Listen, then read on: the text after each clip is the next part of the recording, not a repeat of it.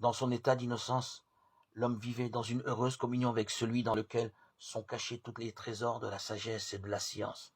Colossiens 2:3. Mais après son péché, ne trouvant plus son plaisir dans la sainteté, il voulut se cacher loin de la présence de Dieu. Telle est encore la condition du cœur irrégénéré. Il ne bat pas à l'unisson avec le cœur de Dieu. Il ne trouve par conséquent aucune jouissance dans sa communion. Le pécheur ne connaîtrait pas le bonheur en la présence de Dieu. La société des êtres saints lui serait intolérable. S'il lui était permis de franchir le seuil du ciel, il y serait malheureux.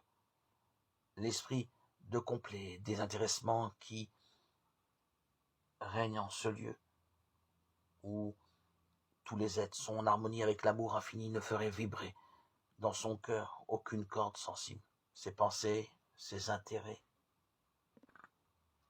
ses mobiles seraient en opposition avec ceux de tous ses habitants. Il serait une note discordante dans la mélodie du ciel. Le ciel serait pour lui un lieu de torture.